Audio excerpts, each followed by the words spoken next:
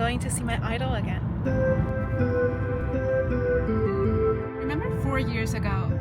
Wait, that's 5 years already. Remember 5 years ago when I attended MOFA's press conference and became the only person who was taking a selfie with the foreign minister, and that's probably the first time you knew me on social media. But anyway, I'm going there again today.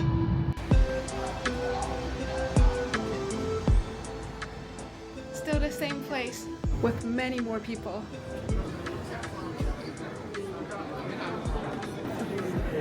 I like your hairstyle. Thank you. It's so cool. Do you have anything in mind? What are you most interested in today's presser? Well, the relationships between China and USA, it's really important for all of us. Are you planning to raise questions today? I don't know. I'm still thinking if I can, raise my hand. It's a really big event. I've never been here in China, and all of these press, it's like pretty intimidating. Where are you from? I'm from Chile. You're from Chile? Yes, from Chile. I was very shocked about two sessions because the big people's participation. What you are most interested in today's presser? Yes, I'm very interested in China diplomacy in world conflicts all over the world. I'm very interested in hearing about the China's opinion about the war between Russia and Ukraine. The Chinese culture is different, so I really hope that there's no war, at least in this part of the world. So how do you think Chinese culture matters in this issue? Well, it matters in a way that everything has to be solved through dialogue and not using weapons, which is actually the only thing that the Western countries know how to do. And that's why I think that at the end the reason will be stronger than the action. How to stop the conflict on Ukraine or Palestine and Israel, because it's close to us. I am really appreciate that China is trying to find a diplomacy way. I think China is a light for the world because you built the system, our system for development, the high quality development. It's a good example, a good model for the global south. If I have time, definitely I will ask What question? about the relation between Pakistan and China, especially in a CPEC perspective. I want to know that what's the China approach to take advantage of diplomatic relationship for economic development. I talked to a lot of people. This year, I've witnessed an unparalleled presence of international journalists. Some are newcomers, some are already veterans. Now, it's about time to start. And yes, I decided to do it again. I mean, why not? I was really happy because it's like meeting my idol. The press conference lasted for an hour and a half. The range of topics was extensive, from China-US, China-Europe, and China-Africa relations to the Russia-Ukraine conflict, the Palestine-Israel situation, and the future of global AI governance. He also uses a lot of metaphors to paint the picture. For example, when talking about a multipolar world, he said it is unacceptable that certain countries must be at a table while some others can only be on the menu. Really had a way of making things stick in your mind.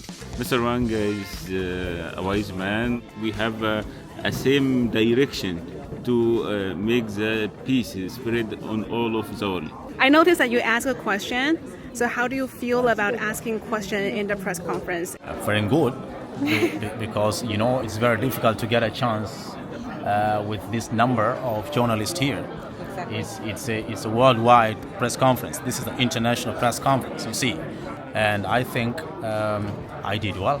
So what was your question about to Mr. Wang Yi? I asked the Minister Wang Yi, and I wanted to know, is it really China ready to continue the cooperation with Africa? And he said yes. And also I wanted to know about, because now we also witness the senior official from the U.S. and Western countries, also visiting Africa. It's looked like the competition. And I asked him, there any single point or sign that China will have tried for this competition. He said this is not competition. This is just the system of the world. Everyone just use its own diplomacy to cooperate with others.